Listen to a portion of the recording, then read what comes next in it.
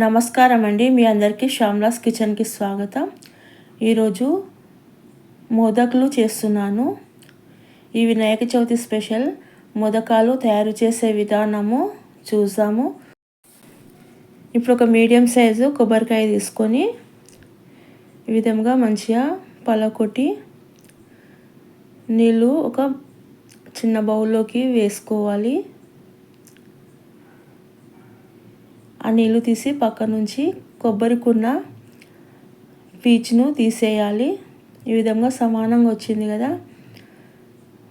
ఈ విధంగా మంచిగా పగిలేటట్టు మధ్యలో ఉంచి కొబ్బరికాయ కొడితే ఈ విధంగా సమానంగా వస్తుంది. ఆ తర్వాత ఈ కొబ్బరి పీచు తీసేసి ఈ విధంగా పైనుంచి చిన్న చిన్న పీచు ఉంటుంది కదా, అదంతా తీసేయాలి. తీసి నీట్గా ఇప్పుడు తురుముకోవాలి. ఈ విధంగా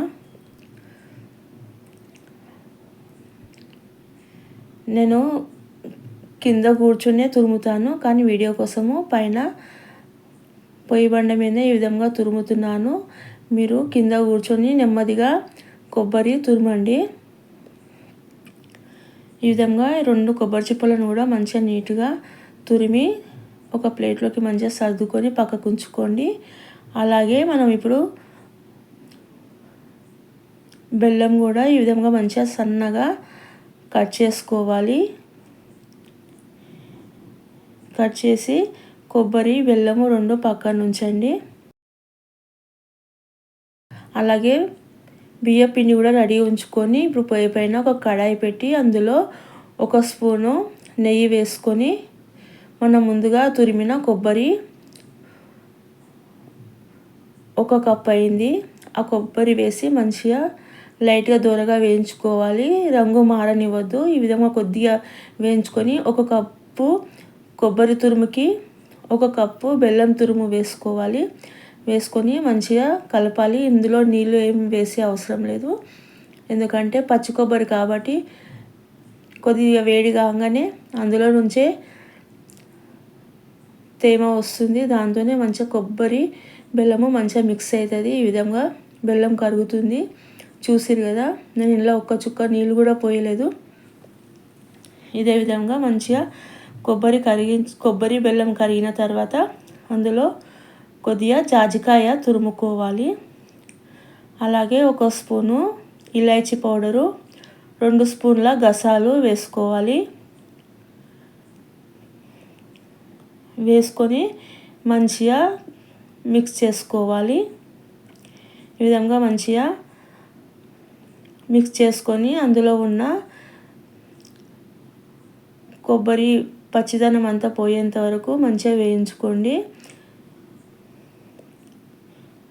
అడుగు మాడకుండా పొయ్యి సిమ్లో ఉంచుకోండి. ఈ విధంగా మంచిగా దగ్గరికి అయిన తర్వాత పక్కకు దించి ఉంచండి. ఇప్పుడు అదే పొయ్యి పైన ఇంకొక కడాయి పెట్టి అందులో 2 కప్పుల నీళ్ళు పోసి 1 స్పూను నెయ్యి వేసుకోవాలి.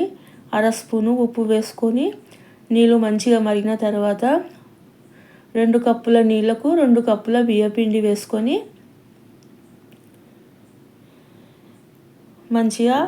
మంచిగా కలుపుకోవాలి. మాడనివ్వకుండా పొయ్యి సిమ్లో ఉంచి పిండి మొత్తాన్ని మంచిగా ఈ విధంగా మంచిగా కలిపి స్టవ్ ఆఫ్ చేసి కడాయి పైన మూత పెట్టి ఒక 10-15 నిమిషాలు పక్కన ఉంచండి. ఆ తర్వాత తీసి ఒక ప్లేట్లోకి ఈ బియ్యం పిండిని వేసుకోవాలి. వేసుకొని మంచిగా మిక్స్ చేసుకోవాలి. ఇంకా వేడిగానే ఉంది. వేడి మీద కలపడానికి రాదు కాబట్టి మనము ఇక్కడ గ్లాస్ సాయంతో లేదంటే చిన్న కటోరీ ఉంటుంది కదా, కటోరీతోనైనా గ్లాస్తోనైనా ఈ విధంగా మంచిగా మెదిపితే పిండి మెత్తగా అవుతుంది ఒక తీరుగా. ఆ తర్వాత కొద్దిగా నీళ్ళు చల్లుకుంటూ మంచిగా పిండి మిక్స్ చేసుకొని ఇప్పుడు చేతిలోకి ఒక 2-3 స్పూన్ల మంచి నూనె తీసుకొని పిండిని మంచిగా స్మూత్గా మంచిగా మిక్స్ చేసుకోవాలి. ఎక్కడ ఉండలు లేకుండా మంచిగా కలిపి ఈ విధంగా రెడీ చేసుకోవాలి. ఇక్కడ కొబ్బరి పూర్ణము పిండి అంతా రెడీ అయింది కదా. ఇప్పుడు మనం ఒక జల్లెట్లో అరిటాకు వేసుకొని అందులో కొద్దిగా ఆయిల్ వేసుకొని మంచిగా అరిటాకు అప్లై చేయాలి. అరిటాకు లేకుంటే జల్లెడలోనే ఆయిల్ రుద్ది అందులోనే మోదకాలు పెట్టవచ్చు. ఇక్కడ నాకు ఆకు ఉంది కాబట్టి నేను వేస్తున్నాను. అలాగే మోదకాల సాచకి కొద్దిగా ఆయిల్ రుద్దుకోవాలి. ఆయిల్ రుద్ది పక్కన ఉంచుకోండి. అలాగే మనం ముందుగా ఈ విధంగా మంచిగా మెత్తగా తడిపిన పిండిని చిన్న చిన్న ఉండలుగా చేసి రౌండ్గా మన ఉండ్రాలాగా చుట్టుకోవాలి.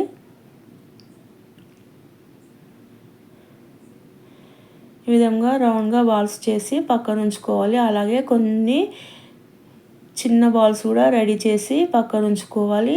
ఈ చిన్న బాల్స్ని కింద మనము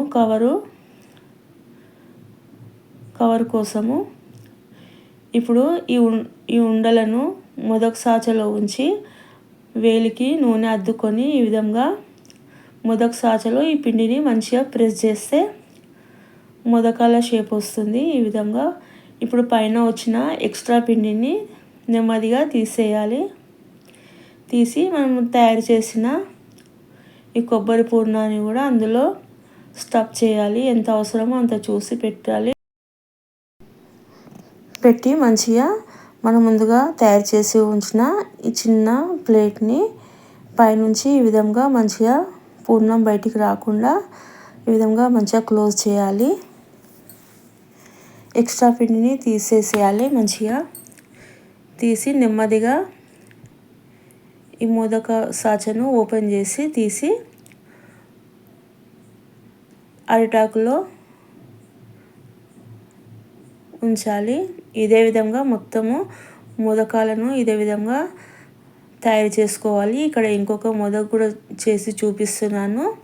ఈ విధంగా ఓపెన్ అయ్యే ప్లేస్లో ఈ విధంగా వేలితో గట్టిగా పట్టుకొని మోదక సాచలో ఉండపెట్టి ఆయిల్ వేలికి రుద్దుకొని ఈ విధంగా మంచిగా ప్రెస్ చేసి ఎక్స్ట్రా పిండిని తీసేయాలి. ఈ విధంగా నెమ్మదిగా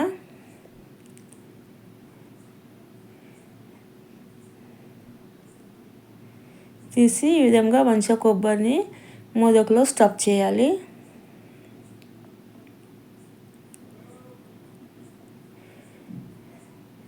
సరిపడా పూర్ణాన్ని అందులో ఉంచి మంచిగా ఈ విధంగా కవర్ చేసి ఎక్స్ట్రా పిండిని తీసేసి మొత్తం మోదకాలు ఇదే విధంగా తయారు చేసి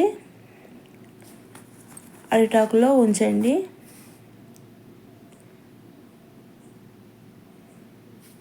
ఇవన్నీ రెడీ చేసి పెట్టుకొని ఒక దగ్గర కూర్చొని నిదానంగా తయారు చేసుకోండి. ఆ తర్వాత పొయ్యి పైన ఎసరు పెట్టి ఈ విధంగా ఇవన్నీ రెడీ చేసి పక్కన ఉంచుకోండి. ఆ తర్వాత పొయ్యి పైన ఒక కడాయి పెట్టి కడాయిలో ఒక 2 చెంబులన్నీ నీళ్ళు పోయాలి. నీళ్ళు పోసి అవి నీళ్ళు మరుగుతుండగా ఈ మోదకాల జల్లెడను కడాయి పైన పెట్టి నిదానంగా ఈ విధంగా మంచిగా పెట్టి పైనుంచి మూత ఉంచి ఒక 15 నిమిషాలు ఆవిరికి ఉడకనివ్వాలి. ఒకసారి మూత తీసి చెక్ చేసుకోవాలి. ఉడకకపోతే ఇంకొక 5 నిమిషాలు అట్లా ఉంచుకుంటే చూసిరు కదా ఈ విధంగా చేతికి అంటుకుండా నీట్గా వస్తే మోదకాలు రెడీ అయినాయని అర్థము. ఈ విధంగా మంచిగా ఆవిరికి ఉడికించుకొని తీసి ఒక ప్లేట్లోకి మంచిగా సర్వ్ చేసుకొని వినాయకునికి నైవేద్యం పెట్టడానికి వినాయక చవితి స్పెషల్ మోదకాలు రెడీ అయినవి. ఈ మోదకాలు ఎంతో హెల్దీ కూడా ఆరోగ్యం కూడా. వినాయక చవితి స్పెషల్ మోదకాలు రెడీ అయినాయండి. మీరు తప్పకుండా ఈ వీడియో చూసి ఈ మోదకాలను చేసుకోండి. చేసి వినాయకుని నైవేద్యంగా పెట్టి ఆ వినాయకుని ఆశీర్వాదాలు పొందాలని కోరుకుంటూ వినాయక చవితి స్పెషల్ మోదకాలు రెడీ అయినాయండి. మీకు ఈ వీడియో కనుక నచ్చితే తప్పక లైక్, షేర్ అండ్ సబ్స్క్రైబ్ చేసుకోండి. నేను ఇక్కడ ఒక మోదకు ఓపెన్ చేసి చూపిస్తాను. చూసిరు కదా పైన కవర్ కానీ లోపల పూర్ణం కానీ ఎంతో స్మూత్గా జ్యూసీగా వచ్చింది. ఇదే విధంగా చేసుకుంటే 4-5 గంటల వరకు కూడా ఇదే విధంగా ఉంటాయి. టేస్ట్ కూడా మారదు, చాలా రుచిగా వస్తవి మోదకాలు. మీకు ఈ వీడియో నచ్చింది అనుకుంటాను. ఇంకొక మంచి వీడియోతో కలుసాము. అంతవరకు సెలవు. Thank you.